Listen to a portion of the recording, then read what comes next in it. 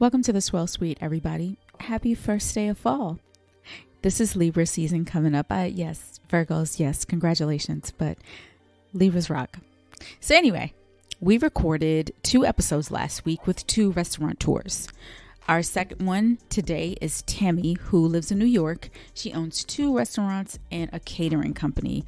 We have a really great conversation with her.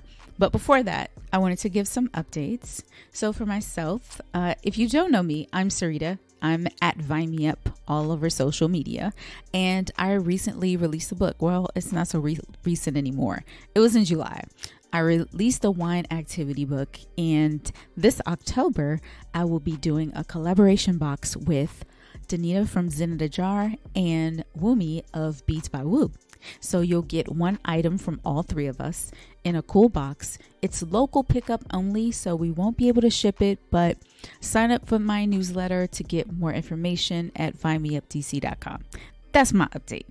So Girl Meets Glass is doing something really cool in France, and I had to let her record it and explain it. So here it is. What the Mind was a part of a visit that I was doing where I spent a few days in the southern part of France in Luberon, which is not far from the Roussillon wine region.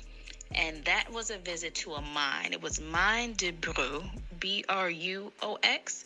And we took a bike ride. So you already know that was a whole situation with me on a bike. But we went to these mines, and these were, I think it's the last still functioning mine, or one of the last mines you can actually tour in the south of France. And they made ochre. It comes out yellow, but then they can bake it and do different things to it to make it red. It's very cold down there. It was 50 degrees Fahrenheit, 10 degrees Celsius.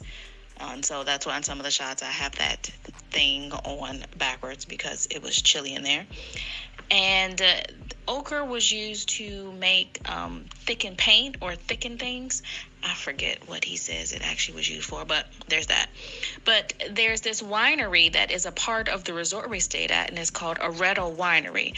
And Areto, Aureto, they work with the mine, and they do a tasting in the mine. So when we walked up and walked down that hallway, the guy was standing there. And he had these bottles out. He had these black glasses. And he said, "Hey, taste this." So tasted it, swirled it around. It's like, "What do you think it is?" And we were like, it's wine. And he's like, "No, do you think it's white, rosé, red?" And I was like, "Okay, well, I know it's not red because, red's just different." But he's like, "Okay, what do you think, white or rosé?" So tasted it, thought, this could be white or it could be rosé, but it has some acidity to it, so I don't know.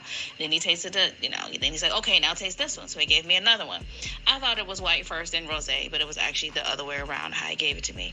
But since it was dark in there, because we're in a mine, and since the glasses were black, like I couldn't see him pouring it, then I couldn't even see what the difference was when we poured it out. So he's like, that just goes to show you that you don't really know, or you can't judge a book by its cover or whatever. You just have to really go by taste and smell when it comes to thinking about wines and tasting and describing them and things like that. I think he might have tried to play me, and I really had it right, but whatever. It was all fun, and I got to drink the wine. Cool story, right? All right, so here's our conversation with Tamy. Cheers. Welcome to the Swell Suite, everybody. We're here with our special guest, Tamy. How are you? I'm doing good. It's 85 degrees outside. That's it's not raining, so it's not too bad. Yes. So for those, go ahead.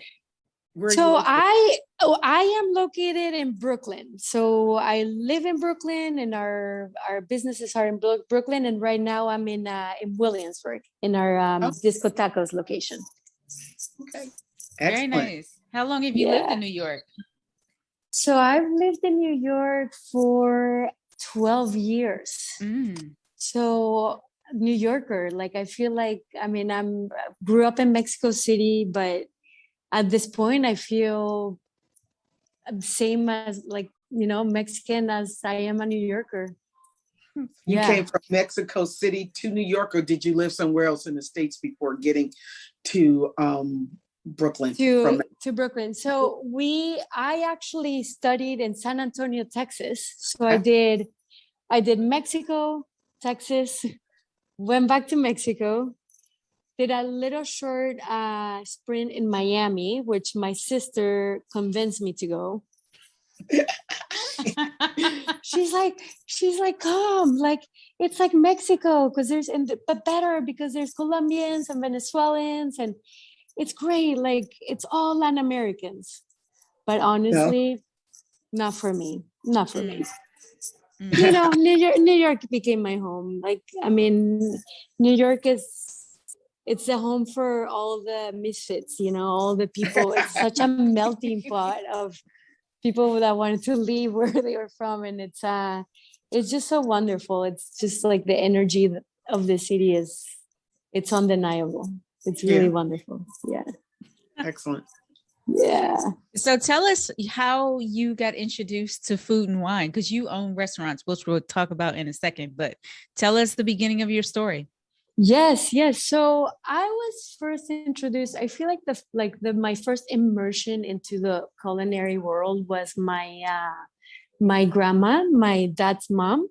And that was kind of like our language that brought us together, because my dad is Turkish, and they came to Mexico City when my dad was like about 8 years old, and they were Jews living in Turkey that made their way to Mexico City. Okay. So my grandma spoke Ladino, which is it's like a tongue within the Jewish community of Turkey. So she and I couldn't even like really speak to one another. So she would like cook these incredible things for me, and I think that was her way of like giving me a hug, you know, or like showing her warmth and who she was. And it was all lovely. And like, so I grew up with like really beautiful food. She was like an incredible cook. And in Mexico, you eat so well and there's so much, you know, flavor and vibrancy.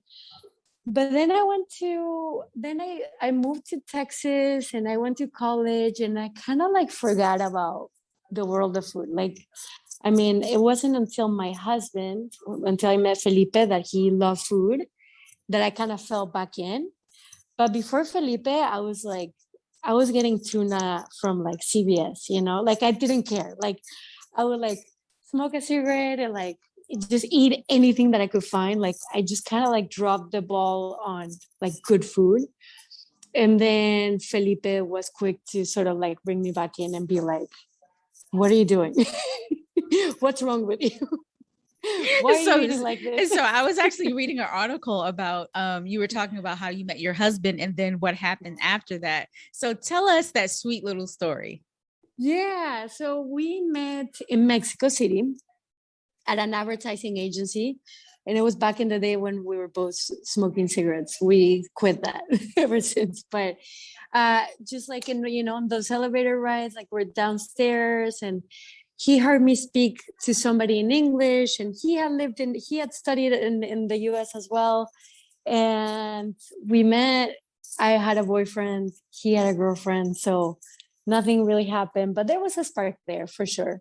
And then it became kind of like a chasing around story where like I went to Miami and then he ended up in Miami. Questionable whether he came for me or not. Like, depends on when you get him and the way he tells that story. So not clear on that. But then I got the bug of the New York bug. I was like, I need to go to New York. Like I had been in one occasion and I had landed in New York, and I was like, whoa, what is this? I need this energy in my life. There's something happening there. And I tried. I was in advertising, got very close to nailing a job, but not quite. And then finally Felipe got a job in New York, and he brought me along. Like he got a job in advertising, and he was like, hey, I know this great strategist that would love a job. And he was the one that actually found me the job. And then the romance started here, like once we were both here in New York. And he was in advertising too, but he did not like advertising. That was very clear to me. And he loved cooking. And I knew in his face every time he cooked, I was like, this is what makes you happy. Like, this is what fills your heart, I can tell. And when we got married, I was like, I don't want to have a husband that hates his job. Like, nothing ends well.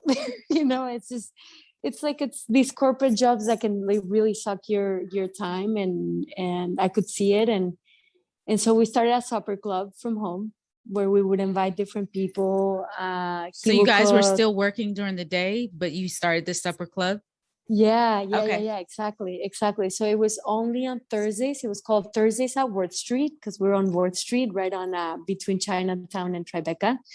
And we would invite different people from New York, and Felipe would cook something, and I would write about it on a blog. And that's how we started, and we kept doing it. And then New York Magazine wrote about us, and then we got busted. Yeah, and then the health department showed up to our apartment. You're kidding. Yeah, I wish I was. No, they were like, you can't sell food to the public. And we're like, but we're not. But people are just coming. Like they couldn't comprehend what. Is it technically so you were clearly charging. Like, what were they finding you for?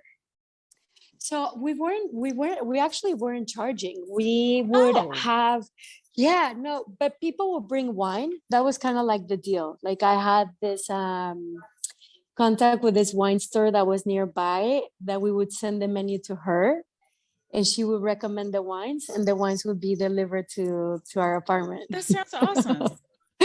And so that's when I started with wine too, like that connection with just loving wine and pairing wine with Felipe's food and all of that. So that's how we got started. And then once we got busted, we said, let's go for it. And that's when our first restaurant was born.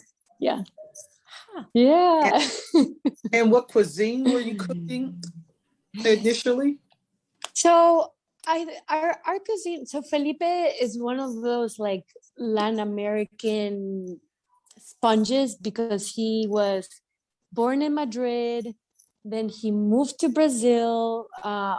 His dad moved around a lot, so he lived in Brazil, then lived a lot in Mexico. I would say most of his life in Mexico, and of Colombian mom. So it's like a mix of just all these nostalgic flavors that came from his family, his past, and also finding himself in kitchens in like new cultures, different languages, and finding comfort there. So just like a mix of Latin America, I would say. Oh. Yeah, you guys have to come. Absolutely. Exactly. Yes. Yeah, we're gonna wait for you at Colonia Verde. Yeah, we should have done the interview there. Oh, that would have been fun. Wow. Maybe a sequel. There you go. You don't know us. We will hold you to that and show up in New York. It's not far. Yes. Yes, it is not. Yeah, I am waiting for you guys. Yeah, come by, please. So tell us about your restaurant and like your roles in your restaurant. Sure. So we have Colonia Verde, that's in Fort Greene in Brooklyn. And we have Disco Tacos, that's in Williamsburg. That's more like a taqueria. So tacos, natural wines, and mezcales. Primarily. And we also have Comparti, which is it's a catering company. So we do a lot of weddings. So we marry a lot of people. So like banquets and just dinners for weddings. And my role is the wine.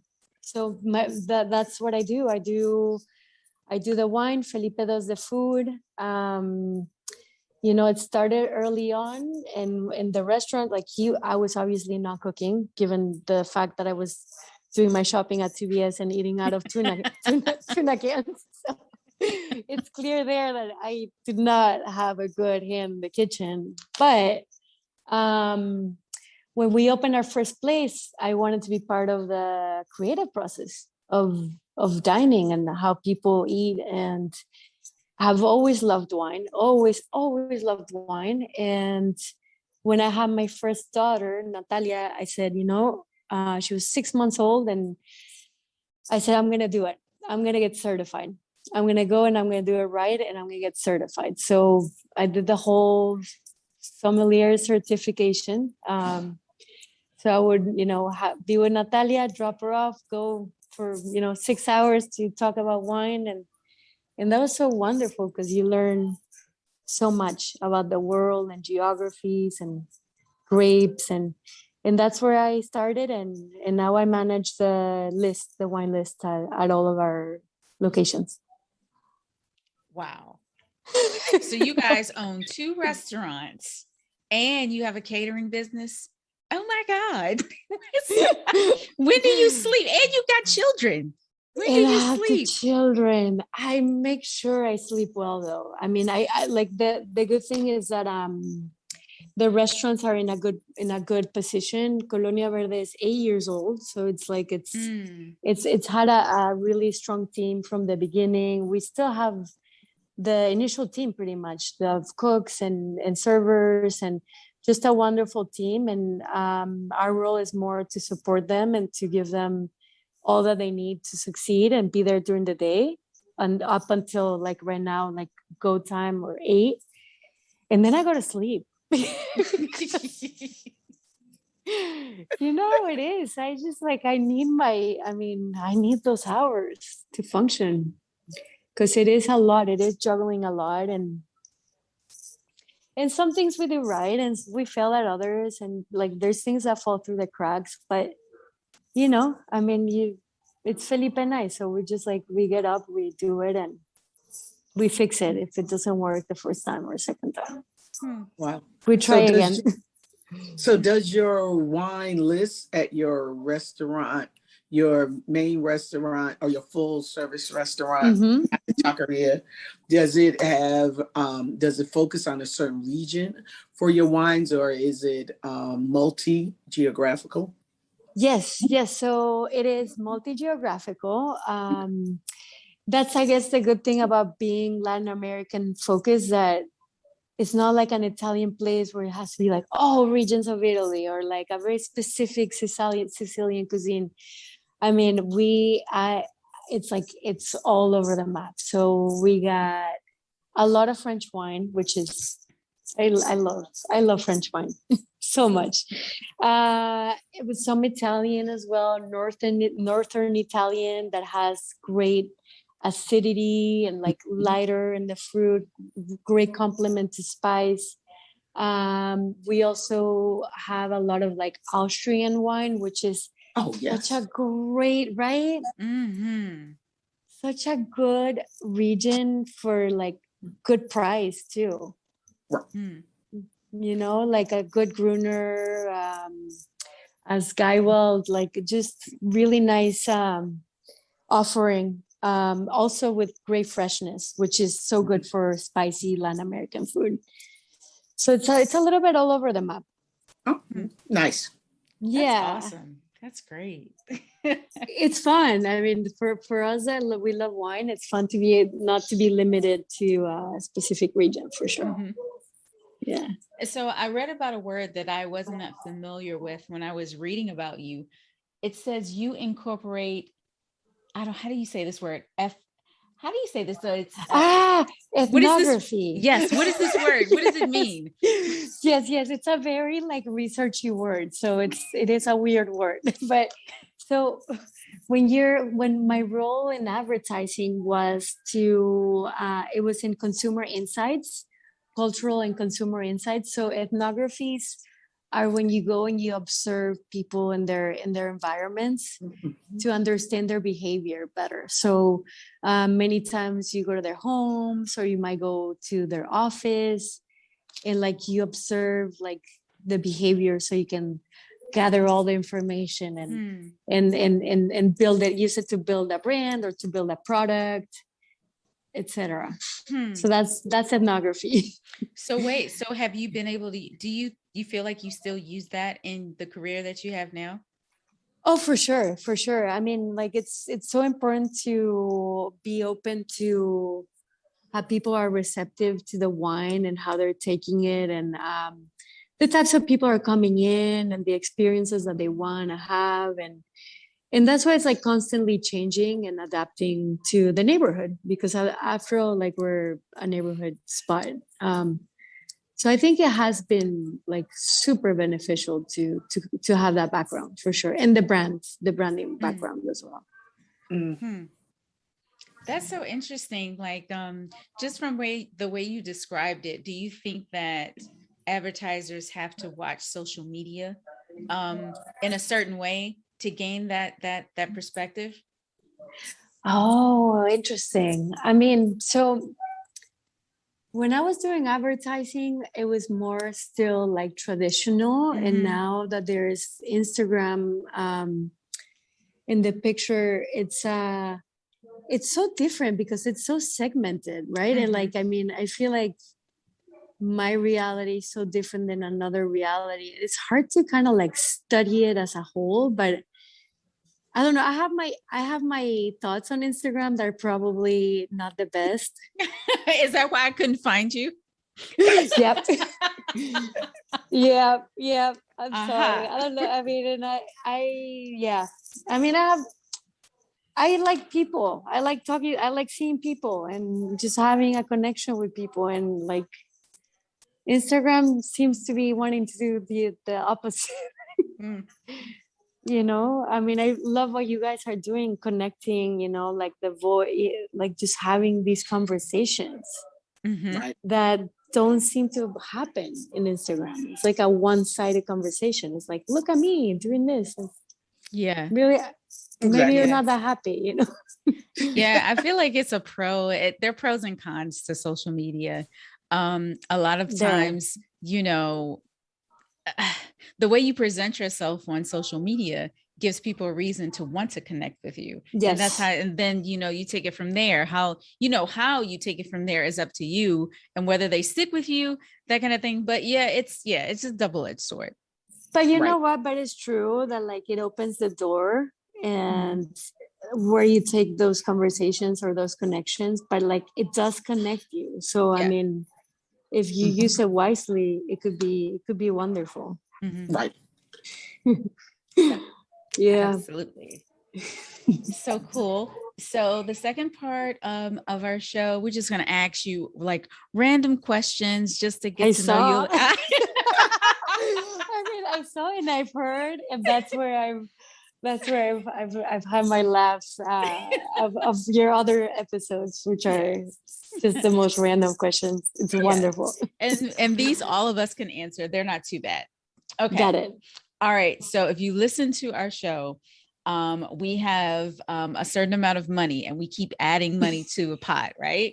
So now we're up to $30,000. Oh, nice. So now if you had $30,000, what would you do with it?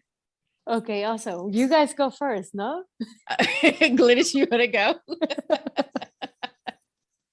Kind of boring. I'm still in the phase where I would definitely redo this whole backyard, not just the deck. I would do it multi-layer, change where my maybe actually have like I would love a grill that's like a pit. Oh, nice. Friends who love to grill like that.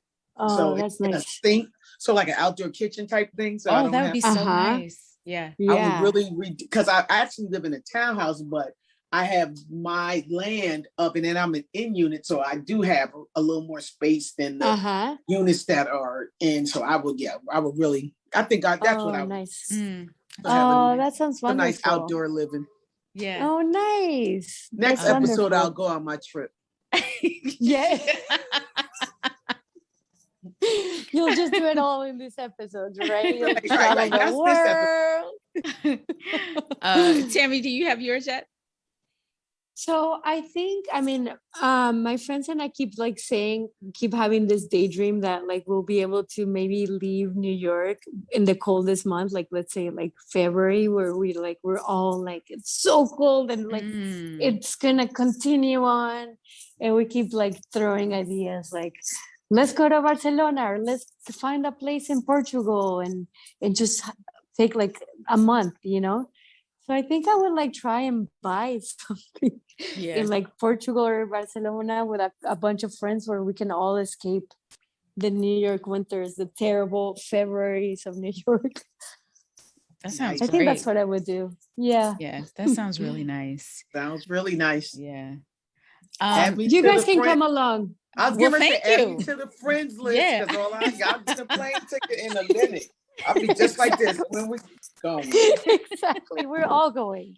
We'll accumulate all the 30Ks of all the people, and we'll just get a big house in Sicily. And you already have access to the wine. Your husband is a chef. Oh, this is perfect. Right? Yeah. Exactly. Perfect. Exactly. What about you? So my answer, I hope this is enough, but I would get a weekend driver for an entire year. Oh my God. That's so amazing. I wouldn't have to drive my car on weekends. So I would still have a car. So if I needed to, if I wanted to hop up and go to Target or something during the week, Monday through Friday, then I would. But on weekends, that driver would just be at my beck and call, like, hey, pick me up, pick my homegirl up. Let's go pick Glennis up and let's go to a winery. That's amazing. That's smart. Smart.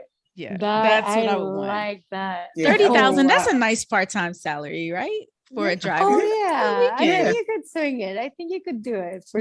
I love that idea. Yes, that's smart. That's smart. You guys have mastered this question by now. I love it. Okay, next question. Name something you love about New York. Oh man. Yeah.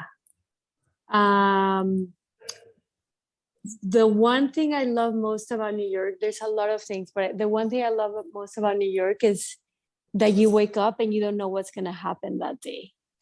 Like that there's an element of surprise in everything in your day. Like you can leave and it can be like rainy and gross, and then like your day continues, and then maybe I met Felipe and we had a great coffee or we had a wine, and it just kind of like continues to evolve, and you can end up somewhere where you didn't even think that you were going to end up.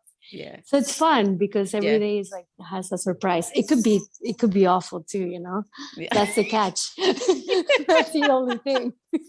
It could be that you step on a rat or like step on poop. Oh God.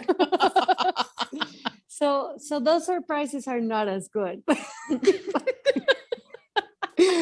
it's good that it keeps you on your feet and like there's possibilities every day. Yeah. Yeah. Glennis, what about you? Well, since I grew up right outside of New York, this question I'll answer in two parts. What I love about New York is it's so diverse in the ecosystem of New York, I guess you could say. Mm-hmm. You got the concrete jungle and then you got the farms as well. So you got the Finger Lakes that nobody was like, what? There's wine in New York? If you really don't. You come back around Long Island, it's not as farmy, but you still have some wines up in that area. Then you can come on down into the boroughs where you have, like I said, it's the concrete jungle, and anything's extra back mall where I can get my pizza. Yeah. Exactly. Yeah. New York pizza. Exactly. It's so true. Yeah. It does have it all. It does have it all in that sense. Yeah. It's beautiful. So my answer, it's hard to pin it down, but I love New York in the fall. And there have been so many occasions where I've spent like fall afternoons outside in New York, just hopping around, going to places, going to vintage shops, eating pizza, drinking coffee. And then y'all happy hours are weekends, like all day. And so I'm like, wait, it's happy hour on the weekend? Yeah. So the next thing you know, we're hopping around at bars. And I was like, oh, this is wonderful. This is wonderful. And the weather is great. Exactly. And everybody's out. And we have a sick happy hour, by the way, at Disco Tacos. $6 margaritas. Really? Yeah. So maybe we should meet at Disco Tacos instead. We can go to both. Exactly. Yeah. That sounds so wonderful. Yes, indeed. See, this can be your thing because it's fall. wow. Yeah. Yeah, come on over. I mean it, you guys. Yeah. We're taking you serious. Yeah, no, I bring your am vaccination serious. card with you because you got to have it to get in everywhere now. Yes, Yeah. exactly. Yeah, take a photo or anything, but you need it everywhere. I got mine. Is it the same? Wristlet. You got yours on a wristlet? Oh no, it's not the same yet. But I do have mine. It's on. I got a little wristlet. I could just put it in and be like. It's in a little plastic case. Yep. Oh, cool. So you can open it up and take it out. Oh, that's great. Because that's smart. Like I say all the time, don't laminate it because if you get the booster, they won't be able to add it to your cup. Yeah. So just get the little pouch. And Amazon sell like 3 or 4 of them for like $12. Yeah, after you told us about it. Yeah, I went and got one. Yeah. Okay. Oh, that's great. Oh, Sure I'm did. gonna get one too. Yeah. That's a great idea. Yep. Oh yeah, that's smart. Is it the same thing in DC that they ask for it? No. No. Oh wow. Not quite. It's a few places, but it's not like Like we have another host and she lives in Paris and they can't go anywhere without showing it on their phone. So, really? Yeah. So even more than here. Yeah. Oh yeah. Yeah. Wow. She was talking about it yesterday. It's like you can't even step in the door, man. Really? Man. Yep. Hotels, everything. I mean, Europeans are more used to like they're okay with people telling the government telling them what to do. I think like America is like, don't tell us. We're not gonna do it. I think we done over. Okay, that's another. Well, because it's yeah. Next question. We'll keep it light. Okay. Another what? I don't have no wine in front of me. Right. Exactly. Right. We need bottles and bottles for exactly. that shit. Right. Exactly. What was your favorite after school snack? Oh yeah, I saw this. Oh my God, I love this question. Is great. So I used to with my sister. We used to get the Choco Krispies, like the cereal, the chocolate cereal, like Cocoa Puffs or something. Yeah. And we would put cajeta, which is like this like caramel. Like we put caramel on top of it, and we put that in the microwave and take it out. Wait, what? And so would it melt? What would it do? It would just like melt a little bit so that like it would make it a little bit more like a crispy, like those crispy treats, you know? Okay. Like with like a Rice Krispie treat, like a homemade Rice Krispie treat, but with like really shitty like cereal, you know, like not so gourmet. Caramel and anything you put caramel on, right? So how would you eat it? Did you have to eat it with a spoon or could you eat it with your hand? You eat it with a spoon. Okay. And like in Mexico, you have this like big bottles of what they call cajeta, which is like caramel. It's like salted caramel. Mm-hmm. Oh my God. But you put it on everything. You put it on everything. It's because it's so delicious. And as a kid, it's like, you see that, you're just like, let's go. Let's do this. Yeah. So we used to do that. That sounds so good. Yeah, it's good. It's good. I miss it for sure.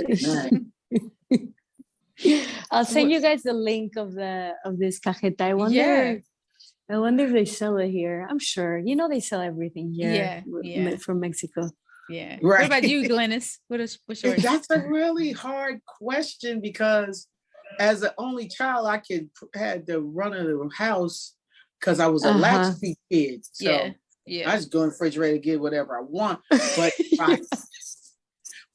if I had to, and then walking home from school, we all walking to school and walking home from school, you always stopped at the little corner store to get now laters or whatever. But that didn't now and later be my afternoon snack. But if my mother got home in time, I was like, can we go to White Castle? I could eat White Castle every day. Oh, it's so good. It's so good. Love White Castle. So if I had a wish, what could have been my everyday afternoon snack? White Castle. Gotcha. Yes. White Castle. And anything in particular from there? The burger. Oh, most definitely. Yeah. So when I get on the road right now, I stop at White Castle on my way to Jersey. I mean, when I get in Jersey before I get to my mother's house, but I get 2 cheeseburgers with ketchup, Uh-huh. pickles, Yes. onion rings, and a surf and turf. And a surf and turf was it was 2 White Castle burgers with a fried fillet of fish in between. Oh, nice. Wow. Yeah. I had no idea they had fish. They got clams. They got Clams? clams. They got fish. Yeah, they got fried clams. They got fried fish. What?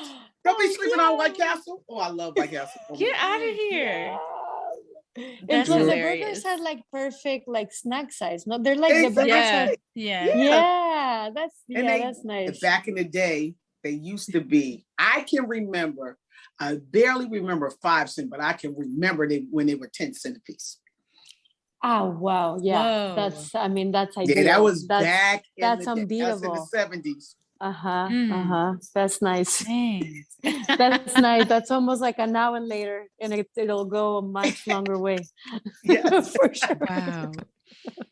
Oh, so what's my answer? So I got 2. So I'll tell you one before I could use a microwave, and then one after I start microwaving stuff.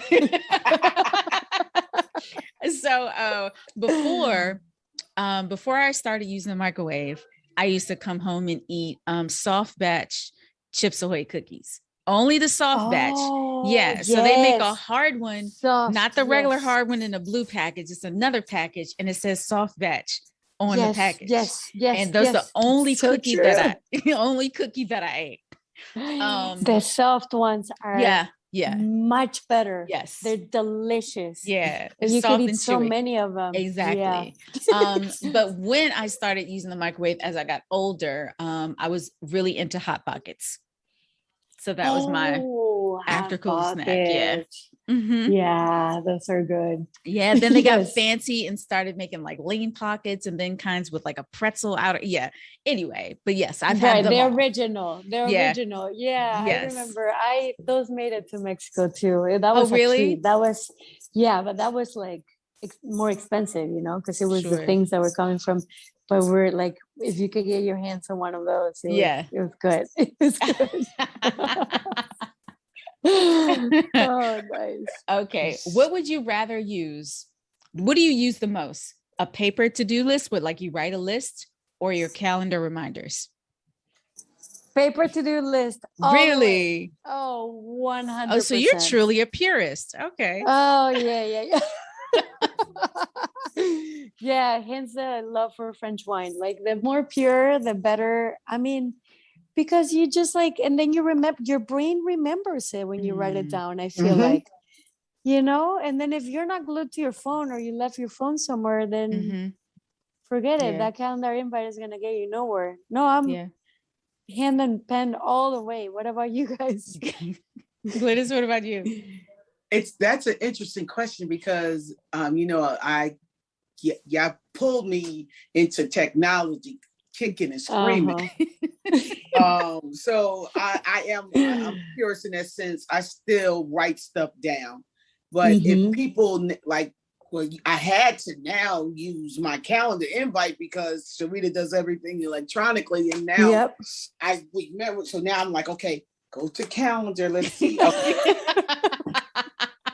So if people send me stuff electronically, then I will put it on there. But for the most part, like if I'm standing by the refrigerator and I know I'm going shopping, I'm writing it down. I'm not picking this up and saying, no, I'm writing it down. No, right? Yeah, all the way. So much better. This maybe like 5 years ago, I was in a meeting, and like I work for an agency where everybody does everything on the computer. And I realized that I went an entire week without writing anything down.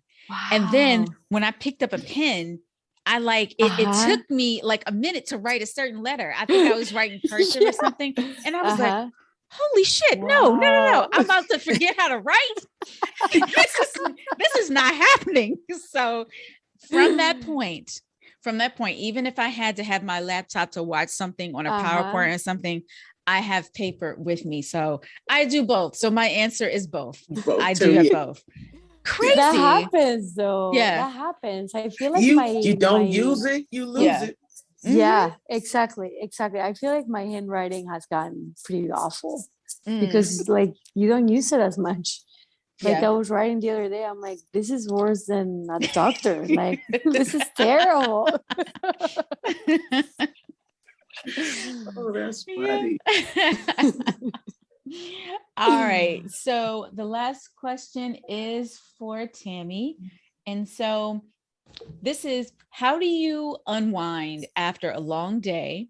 And what song would you play? And what would you drink? Oh, yeah, that's right. This is a good one. I mean, it depends on the occasion, but definitely at the end of the night, maybe I would do like a lighter red. If this is before dinner, is this probably before dinner time or after dinner time? No, whatever you want. If it's before, well, so we eat a little bit later because we're on Latin American time at home. So Felip and I eat a little bit later. So when I get home, I will get like maybe like a gamay. Yes. Something like light and fresh, earthy, just to unwind, like to settle down. And I listen to a lot of jazz, so maybe I will put on some jazz, or I would listen to maybe some jazz and unwind. I think those would be my two choices. Yeah. That's awesome. Gamay with jazz. Yeah. So I'm confused, Tamy. Yeah. Where's the kids in any of this stuff? Because you were talked a couple of times. I was like, well, damn, the kids cooking their own food. Well, you said about, this is my fantasy, right? Do you want the real? Do you want the reality of my household or the fantasy? This is what I want. This is not what I get. I get this sometimes. So with the kids, it's not going to be gamay and jazz for sure. No, but Natalia, maybe we'll have like one glass of wine with dinner, and Natalia will like ask me to taste. She likes to smell the wine.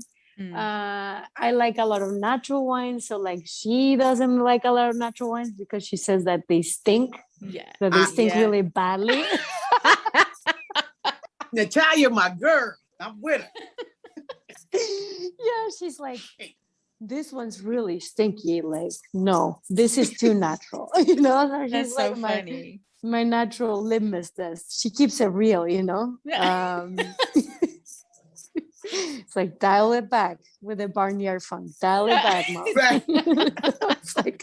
it's like, you know, we're not next to a horse. Like, we want to eat dinner, and I think she keeps it very honest for me. And like kids screaming all around, but I'm, you know, like always a glass of wine with dinner. It varies with what Felip is making and all of that. But I like that you called me out. That's good. It's true. It's like. Because, you know, and the reason why I said that is because when she asked that question, if we have guests on the show that have kids, they'll say, well, I'll get the kids to bed and this is what I do. Oh, you're right. Or, you know, they always bring in the kids at some point. Well, if my husband has picked them up, and I'll grab this ahead of the time. But you were like, this is what I'm going to do. And me and Felip, I was like, yeah. They got Natalia in a closet or under the steps. Where is Natalia? Oh my gosh, that's so funny. I just skip through all that whole thing, and yeah. So a lot of struggling to go to sleep, and then Felip and I sneak upstairs to the terrace. Ooh. And we close the door, and we're like, okay, silence. So probably not even music, just wine and conversations. Yeah, got you. How nice. That sounds awesome. Do you guys have a terrace in New York? Nice. Yeah, we have the caveat is that we are in a 4-story walk-up, right? So like I gotta get a 4-year-old and a 7-year-old, but I think it's good for them. It's good exercise. You know, we're all exercising every day, but that's the caveat that it is on a 4. But then you get upstairs and it has like a little terrace, and like you can go outside, and we have, you know, like chairs outside, and we can put, you know, like Felip can grill, and it's wonderful. Yeah, that's awesome. That's great. It's wonderful. until you leave some downstairs. Like, damn it! I know. Oh my God, you have no idea how many times that happens. People who live in them. I'm like, oh, who's going downstairs? No. We have techniques to get things downstairs. We'll put like Tupperwares with paper towels or something. If we forget something that can like potentially make it drop all the way down. You know what? You know what I noticed, y'all? And looking at, like, I always keep my eye open for like new houses in DC. And when they renovate DC houses, what they're doing is they'll add that rooftop, but right before the rooftop, they'll add a small sitting room with a mini fridge. It'll have it's like a wet bar. So you'll have a sink and a fridge. So to prevent that, because of course nobody wants to be on a rooftop and have to walk 3 flights down because you forgot something out of the refrigerator. So they're starting to create houses with that kind of thing. So no, I totally get that. That's smart. Yeah. So when you forget your keys and you have to give the keys to your husband, you use this Tupperware situation that we've mastered. And then for like the umbrellas that I have forgotten, they're like, oh man. Yeah. Yep. It's a compromise, but in New York you gotta compromise. That's true. Yeah. Yep. Yeah. Well, Tammy, this was fantastic. Thank you so much for joining us. It was a lot of fun. It's a pleasure meeting you. So this is usually Sarita's line. Tell everybody in our listening audience where they can find you. Yes. So you can find us at Colonia Verde is on 219 DeKalb Avenue in Fort Greene.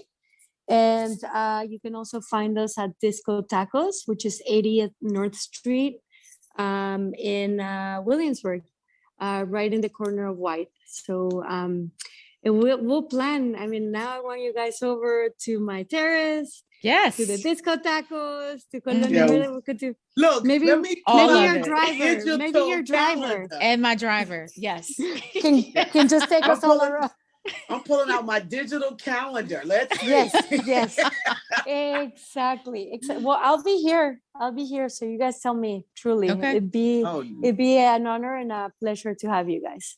Yeah. Thank you. So I can console Natalia and be like, baby, I asked. Somebody asked about you. That's not okay. And you can tell her, and I have the same taste in wine. Exactly, girl. We don't sit over here while they drink that. I'm the auntie with the wine in her pocketbook. No barnyard funk for us. No, yeah. Unless we're drinking pinotage. I take the barnyard funk off of pinotage. Yeah, there you go. There's a time and a place. Yeah, exactly. Yes. There you go. Well, it's such a pleasure meeting you. Such a pleasure, you guys. Thank you so much for inviting me to the show. Yeah, have a good night. Yes. Does Felipe got any brothers or uncles that single? Oh, I mean, See, this all involves this trip. Oh. Thanks for joining the Swirl Suite, everybody. We hope you enjoyed this episode. Don't forget to follow all of us on social media. I am Vine Me Up, Tanisha at Girl Beats Glass, Glennis at Vino Noir, and Leslie at Vino 301. We're all doing some great things, and happy fall. Oh, if you like this episode, leave a comment, share it, talk about it. We love that. Cheers. Have a great week.